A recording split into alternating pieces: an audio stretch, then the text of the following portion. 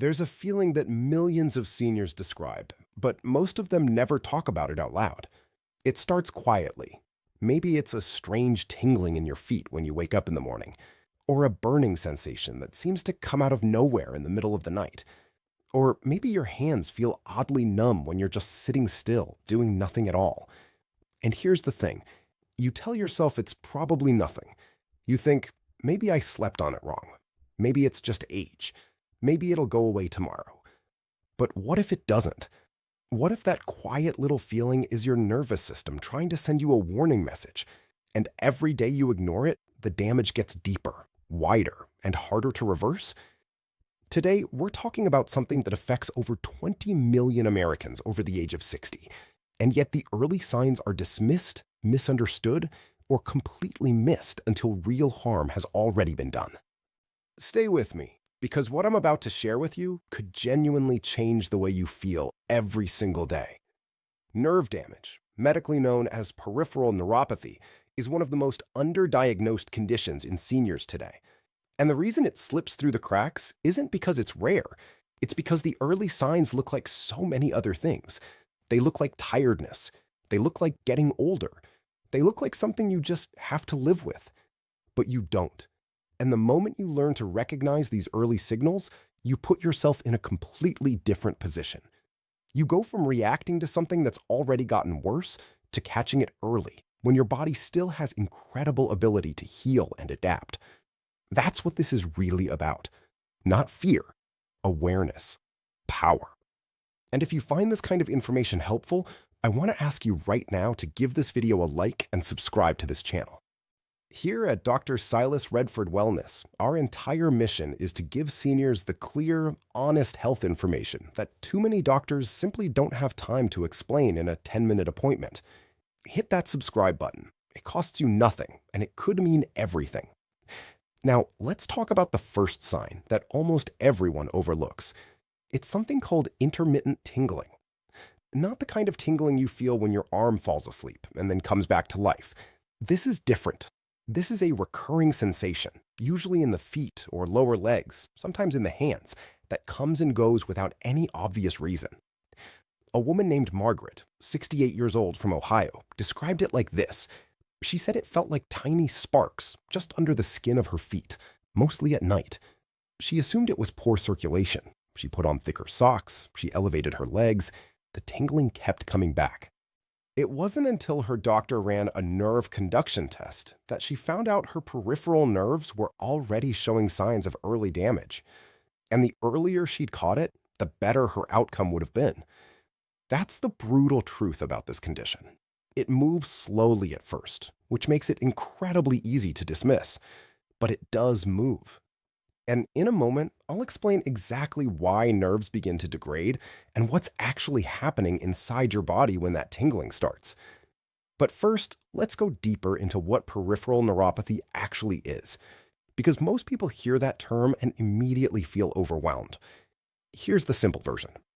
Your body has a massive network of nerves that carry signals between your brain, your spinal cord, and every other part of your body. These nerves tell your feet when something is hot. They tell your hands when to grip harder. They regulate your balance, your digestion, your heart rate, even your bladder. When those nerves get damaged, those signals start to get distorted, like a phone call with bad reception.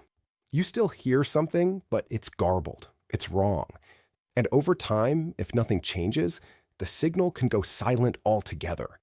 That's when seniors start experiencing serious falls, loss of coordination, muscle weakness, and complications that affect their quality of life in ways that feel devastating. What doctors rarely explain is that the window of intervention, the time when lifestyle changes and treatment can genuinely reverse or slow this process, is widest at the very beginning, which is exactly why today's conversation matters so much. The second early sign is one that confuses people constantly, and that's a burning sensation that seems to have no cause. Not the burn of touching a hot stove, not the burn of exercise. This is a deep, persistent warmth or aching heat, often in the soles of the feet, sometimes moving up the calves, occasionally appearing in the palms of the hands. A retired teacher named Gerald, 71, from North Carolina, spent almost a year thinking he had athlete's foot because of the burning on the bottoms of his feet. He tried every cream, every powder, every home remedy. Nothing worked. Because the problem wasn't on the surface of his skin. The problem was underneath it, in the nerve fibers themselves, which were misfiring and sending false heat signals to his brain. This is called small fiber neuropathy, and it often begins years before the condition is ever diagnosed. What's particularly dangerous about this sign is that many seniors with type 2 diabetes, a condition that affects nearly 30% of Americans over 65, experience this burning as one of their very first neurological symptoms. And the worst part is, by the time the burning becomes impossible to ignore, the nerve damage has often been quietly progressing for quite some time. Now, here's something that might surprise you. Nerve damage in seniors is not always caused by diabetes. That's a common misconception, and it's one that causes many people to think they're safe simply because their blood sugar is under control. In reality, peripheral neuropathy can be triggered by vitamin B12 deficiency, which is extremely common in older adults, especially those on metformin or proton pump inhibitors. It can be caused by thyroid dysfunction, kidney disease, autoimmune conditions, certain medications, including some cholesterol-lowering drugs and antibiotics, excessive alcohol use, and even prolonged periods of poor circulation. This means the condition has many doors it can walk through, and if you're only guarding one of them, others may be wide open. But what happened next in research on this topic truly shifted the conversation in a powerful way, and I'll get to that shortly. The third early sign is a loss of sensation, particularly in the extremities, and this one carries real danger because of what it leads to. When nerves that carry touch signals begin to lose function, the feet and hands start to feel less. Not numb in a dramatic, obvious way at first, more like muffled, like wearing thin gloves when you're trying to feel something. A senior named Dorothy, 74, from Florida, noticed that she couldn't feel the texture of the floor tiles the same way anymore when she walked barefoot. She thought it was just calluses on her feet. But what was actually happening was that her sensory nerve fibers were losing the ability to transmit accurate information. And here's why this matters so urgently. When you can't feel your feet properly, you stop adjusting your balance correctly without even knowing it. Your brain stops receiving the micro adjustments it needs to keep you stable, and falls, the number one cause of injury-related death in seniors, become far more likely. Most seniors never realize that what they thought was simply clumsiness or being tired was actually their nervous system telling them something critical. The connection between early neuropathy and fall risk is one of the most important and least discussed links in senior health today. Let's talk about the fourth sign now, and this one tends to catch people completely off guard. It's muscle weakness, particularly in the legs and feet, that appears gradually and without explanation. Not the kind of tiredness you feel after a long day. This is a structural weakness, a difficulty in lifting the front of the foot when walking, sometimes called foot drop in more advanced cases. An inability to stand on your toes as easily as you used to. A general feeling that your legs just don't respond the way they should. Robert, 77, from Texas, noticed over about 6 months that climbing stairs had become harder, not because of knee pain, but because his feet felt heavy and his legs felt unreliable. He had no pain, no swelling, his joints were fine. What was happening was that the motor nerves controlling his lower leg muscles were beginning to lose their signal strength. Motor nerve damage moves more slowly than sensory nerve damage in most cases, but once it begins, it can progress if the underlying causes are not addressed. And in a moment, I'll explain the lifestyle factors that dramatically accelerate this kind of nerve deterioration, because some of them are things you'd never expect. But before we go there, I want to sit with something for a moment. Because if you're watching this and you're recognizing some of these signs in yourself or someone you love, I want you to take a breath. I want you to know that awareness is not a reason for panic. It's a reason for action. And the fact that you're here, seeking this information, learning, listening, that already puts you ahead of millions of people who are living with early nerve damage right now without knowing it. You are not helpless. Your body has a remarkable ability to respond to the right support, and we're going to talk about that in detail. But first, the fifth early sign. The fifth sign is one that gets almost no attention, and yet it affects the daily lives of seniors in deeply personal ways. It's called autonomic neuropathy, and it happens when the nerves that control your involuntary body functions begin to misfire. These are the nerves that regulate your blood pressure when you stand up too fast. They control your digestive speed, your sweating, your bladder function, and the rhythm of your heart. When seniors experience sudden dizziness upon standing, chronic constipation with no dietary explanation, unexplained changes in bladder frequency, or excessive sweating in unusual patterns, these can all be early autonomic warning signals that most people, and even some general practitioners, attribute to something entirely different. A woman named Helen, 69, from Michigan, spent 2 years being treated for irritable bowel syndrome before a neurologist identified autonomic neuropathy as the root issue. Her digestive nerves had been silently losing function, and the GI symptoms were the result, not the cause. What doctors rarely explain is that autonomic neuropathy and peripheral neuropathy often develop together, which means if you're seeing any combination of the signs we've discussed today, it's worth having a full neurological workup done, not just a general exam. Now, I promised to talk about the lifestyle and environmental factors that accelerate nerve damage, and this part of the conversation is where things get genuinely empowering. Because while some causes of neuropathy, like genetic predisposition or certain medications, require medical management, many of the everyday habits that make nerve damage worse are entirely within your control. The first is chronically high blood sugar, even in non-diabetic ranges. Research has increasingly shown that what was once called pre-diabetes, blood sugar levels that are elevated but not yet classified as diabetic, can still cause measurable nerve damage over time. This is one of the most alarming findings in recent endocrinology research, because millions of seniors are walking around with pre-diabetic blood sugar levels and have been told not to worry about it yet, but your nerves may already be responding. The second major accelerant is B12 deficiency, which I mentioned earlier. And this one deserves real attention, because it is extraordinarily common and extraordinarily treatable. As we age, our stomach acid production decreases, which reduces our ability to absorb B12 from food. If you eat less meat or have switched to a more plant-based diet, your intake may already be lower. If you take acid-reducing medication regularly, your absorption is further impaired.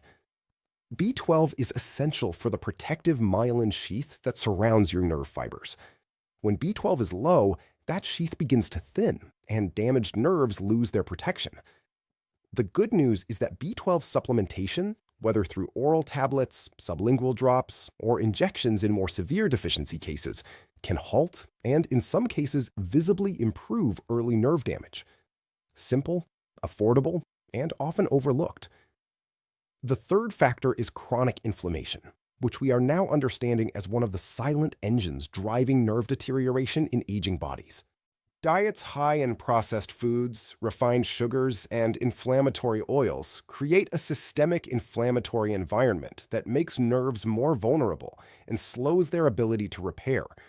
In contrast, anti-inflammatory eating patterns, those rich in omega-3 fatty acids from fatty fish and flax seeds, filled with colorful vegetables, whole grains, and healthy fats like olive oil, have shown measurable benefits for nerve health in multiple research studies. This isn't about a perfect diet. It's about shifting the internal environment your nerves are living in every single day. The fourth accelerant is poor circulation, particularly in the lower extremities. Nerves need blood flow to receive oxygen and nutrients. When circulation is compromised by arterial stiffness, inactivity, smoking, or unmanaged hypertension, nerve tissue in the feet and lower legs is often the first to suffer because it's the farthest from the heart. Gentle daily movement, even 10 to 15 minutes of walking, significantly improves circulation to peripheral nerves. Compression socks, prescribed appropriately, can help. Staying hydrated keeps blood viscosity at healthier levels. These small, consistent habits genuinely make a measurable difference. And now for something that researchers have only recently begun to fully appreciate, and it has to do with sleep. Deep, restorative sleep is when your nervous system does the majority of its repair work. During the deepest phases of sleep, your brain clears inflammatory waste products. Your body produces nerve growth factor, a protein that literally helps maintain and regenerate nerve tissue, and your autonomic nervous system resets. Seniors who consistently sleep fewer than 6 hours a night, or whose sleep is fragmented and unrestorative, show higher rates of neuropathy progression. This is why sleep quality isn't just a comfort issue, it is a neurological health issue. And it's one that is dramatically underemphasized in standard senior healthcare conversations. If you've been watching this entire video and you're thinking about someone in your life who might be experiencing some of these signs, I want to encourage you to share this with them. Not with alarm, with love. Sometimes the most powerful thing we can do for the people we care about is hand them a piece of information at exactly the right moment. That's what this community is here for. Let me talk now about what to actually do if you suspect early nerve damage. The first step is documentation. Before you go to your doctor, start writing down what you're experiencing. When does the tingling happen? Is it worse at night? Does the burning increase after meals? Are there times when you feel more unsteady than others?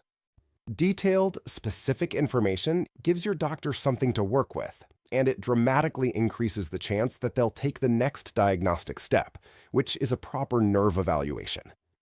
Ask specifically about nerve conduction studies and electromyography tests if needed.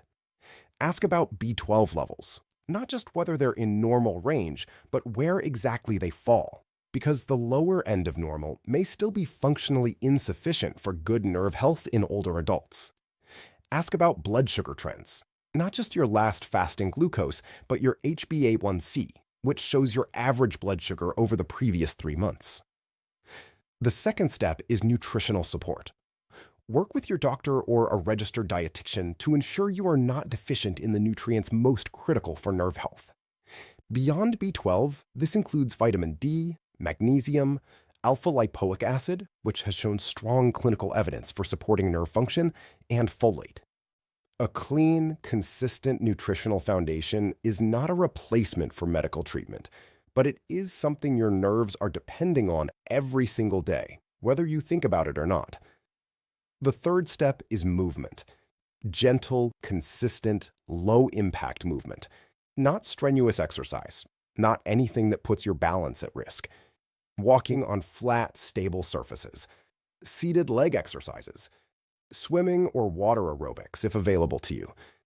Tai Chi, which has remarkable research behind it for improving balance and proprioception in seniors with early neuropathy.